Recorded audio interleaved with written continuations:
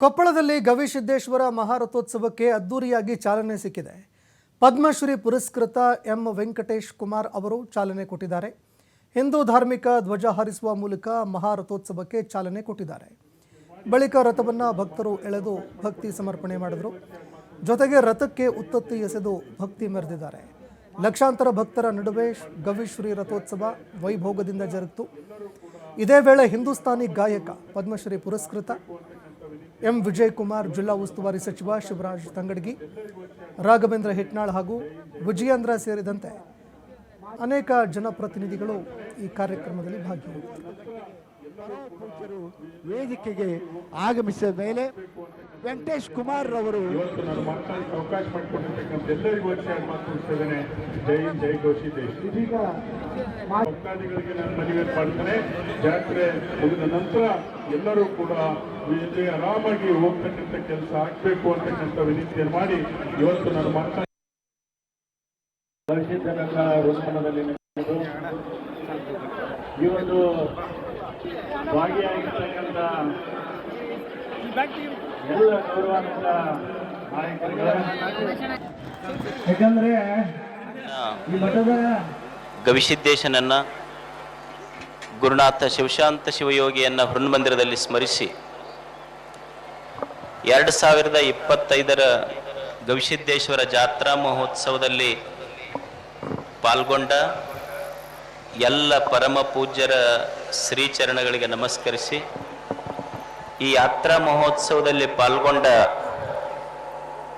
ಈ ಲಕ್ಷಾಂತರ ಜನಸ್ತೋಮ ತಾವೆಲ್ಲ ಗವಿಸಿದ್ದೇಶನ ಪ್ರತಿರೂಪರೆಂದೇ ತಮಗೆಲ್ಲ ನಮಸ್ಕರಿಸುತ್ತಾ, ಈ ವರ್ಷದ ಜಾತ್ರಾ ಉದ್ಘಾಟನೆಗೆ ಒಬ್ಬ ವಿಶೇಷ ವ್ಯಕ್ತಿಗಳು ಬಂದಿದ್ದಾರೆ.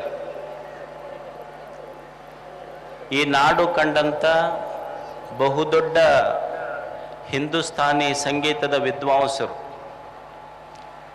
ಅವರು ಹುಟ್ಟಿದ್ದು ಒಂದು ಸಣ್ಣ ಹಳ್ಳಿ. ಆ ಹಳ್ಳಿಯಲ್ಲಿ ಶಾಲೆಯೇ ಇರಲಿಲ್ಲ. ನಿಮಗೆ ಆಶ್ಚರ್ಯ, ಶಾಲೆ ಇಲ್ಲದ ಹಳ್ಳಿಯಲ್ಲಿ ಇಕೋ ಮಾಡಬೇಡ, ಇಕೋ ಕೊಡಬೇಡದು, ಸೌಂಡ್ ಇಕೋ ತೆಗಿ ಅಂತ. ಅವರು ಹುಟ್ಟಿದ್ದು ಒಂದು ಸಣ್ಣ ಹಳ್ಳಿ. ಅವರು ಹುಟ್ಟಿದ ಹಳ್ಳಿಯಲ್ಲಿ ಶಾಲೆಯೇ ಇರಲಿಲ್ಲ. ಶಾಲೆಯೇ ಇಲ್ಲದ ಹಳ್ಳಿಯಲ್ಲಿ ಹುಟ್ಟಿದ ವ್ಯಕ್ತಿ ಇವತ್ತು 3 ವಿಶ್ವವಿದ್ಯಾಲಯಗಳು ಅವರಿಗೆ ಗೌರವ ಡಾಕ್ಟರೇಟ್ ಕೊಟ್ಟಿವೆ. ಎಂ ವೆಂಕಟೇಶ್ ಕುಮಾರ್ ಅವರಿಗೆ